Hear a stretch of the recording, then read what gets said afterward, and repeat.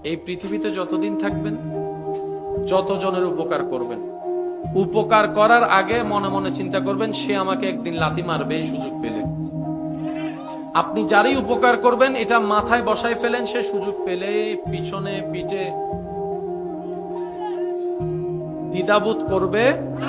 যাকে আপনি গর্ত থেকে টেনে তুলবেন হাত দিয়ে, সে একদিন আপনাকে ল্যাং মেরে গর্তে ফেলার চেষ্টা করবেই করবে।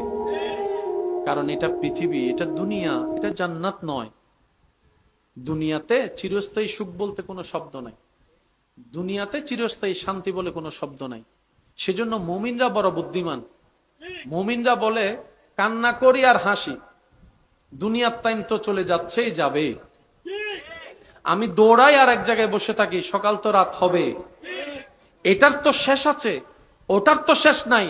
সুতরাং এই দুনিয়ার জীবন আমি সহ্য করে ধৈর্য ধরে শুকরিয়া করে কোন রকম কাটাই ফেলে ইবাদত করে ঈমানটা ঠিক রেখে আল্লাহ তাআলা আমাকে হাসরের ময়দানে পরকালীন জীবনে এমন নিয়ামত দান করবেন যেটার কোনো শেষ নাই, সেটার কোনো শেষ নাই, যে নিয়ামতের সুখের শান্তির কোনো অভাব নাই। সুবহান।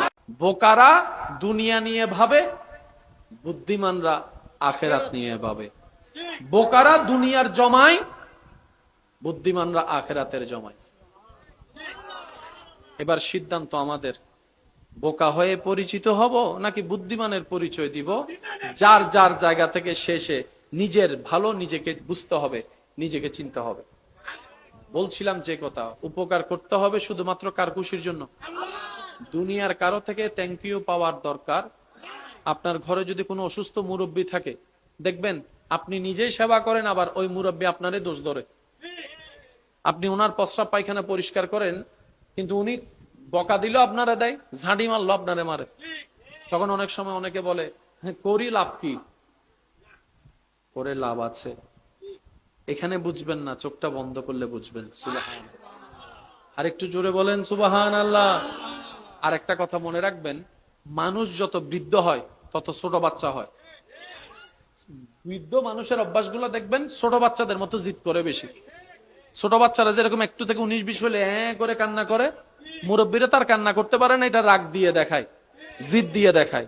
তো সেজন্য যাদের ঘরে মুরব্বী আছে, মনে রাখবেন আল্লাহর পক্ষ থেকে আপনাদের ঘরের জন্য আলাদা একটা রহমত বরাদ্দ হয়ে আছে। সেজন্য যাদের ঘরে মুরব্বী আছে সম্মান করবেন, ধৈর্য ধরবেন। ওনারা তো ছোট বাচ্চার মতো জিদ করবে, বাঁচবে আর কয়দিন, হাঁটতেও পারে না, চলতেও পারে না, যে কোনো একটা মুহূর্তে চলে যাবে। সেবা করার চেষ্টা করবেন। আল্লাহ তাআলা আমাদের সবাইকে নবীর ওয়াফাদার উম্মত হয়ে কবরে যাওয়ার তৌফিক দান করুন।